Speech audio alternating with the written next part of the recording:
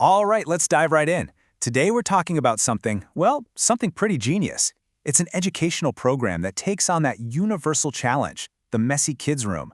But what's so cool about it is this clever twist. It turns a dreaded chore into a game, a really empowering one. So let's take a look inside my tidy kingdom.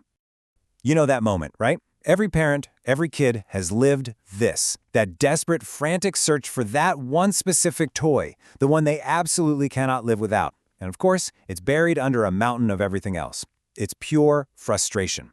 And that is the exact problem this program tackles. Not with nagging, but with a totally fresh perspective. And this is the big reframe. The whole idea in a nutshell. On one side, you've got pure chaos, right? Lost toys, messy spaces, total frustration. But then, look at the other side. It's a kingdom. All of a sudden, a mess isn't a mess anymore. It's a territory you get to rule. Your toys aren't just lost. They're like loyal subjects waiting for your command. This one simple change in language, that's the foundation for the whole thing. So let's dig into the concept a little more. I mean, how on earth do you actually manage to turn cleaning, a chore, into something a kid actually wants to do? From a chore to a choice. Let's see how they do it. Okay, so here's the official breakdown. The real secret sauce is changing a kid's mindset. It teaches them, hey, you are the king or queen of this space. This is your domain. And, a good ruler knows where all their stuff is, right? So this isn't about cleaning up to make mom or dad happy. It's about building your own awesome, fun kingdom where you're in charge. Now, every good kingdom needs some laws, right? You can't just have chaos. So the program is super smart about this. It takes that big, scary idea of clean your room and breaks it down into 3 simple, easy-to-follow laws of the land. These are rules any young king or queen can actually handle. And here they are, the 3 big ones. Sort and store, roll your clothes, and repurpose and reuse.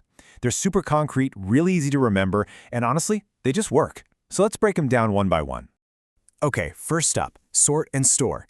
Now, this is basically Organization 101, but it's simplified for kids in a really clever way. The whole idea is to give everything a home, a category. So it's not just a pile of toys anymore. It's the cars, the blocks, the dolls. And when you use clear bins with labels, you're turning it into a visual matching game. That makes so much more sense to a kid than just yelling, hey, put your toys away. All right, the second law of the land, rolling your clothes. This is one of those classic life hacks for a reason, right? But for kids, it's perfect. First, it's kind of fun and hands-on. But more importantly, it solves 2 huge problems. It saves a ton of space in their drawers, and it lets them see everything they own at a glance. No more digging for that favorite superhero t-shirt. It's just right there. And this third hack, this is where things get really creative. Repurpose and reuse. It actually encourages kids to look around and find new uses for old things. I mean, an old glasses case to hold those teeny tiny Lego pieces? That's genius. Or using shower hooks to hang up backpacks? So simple, but so effective. It's not just teaching organization, it's teaching them to be resourceful. Okay, so we have these 3 laws of the land, which is great, but how do you make it all stick? I mean, how do you get kids to actually remember and want to do this? Well, the program uses a classic tool for that, a really relatable story. So let's meet Leo. Leo's story starts in a place we've already been. That frustrating search for his favorite superhero action figure in his super messy room.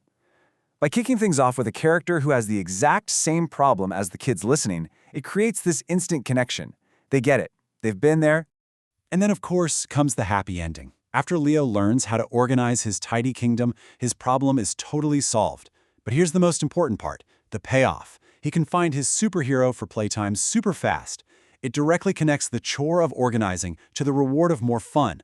See, it's not about making your parents happy. It's about making your own playtime way better. But the program doesn't just stop there with the story. It does something really smart to bridge that gap between learning about it and actually doing it. It ends with one last, super simple challenge. And this is the call to action they give the kids. Just listen to how simple it is. It's not, go clean your entire room. No way. It's, what one thing can you organize right now? Maybe your socks or your crayons? This is so brilliant because it lowers the bar so much. It feels easy, totally achievable. And getting that one small win can be all it takes to build momentum and start a brand new habit. When you step back and look at it, the real genius here is just the power of a simple reframe. I mean, yeah, the program teaches organization, for sure. But on a deeper level, It's teaching kids how to turn a boring duty into their own personal domain. And it kind of leaves you with this bigger question, doesn't it? What if this idea isn't just for kids' rooms? What if any chore, any task we dread in our own lives, could also be a kingdom just waiting for us to rule it?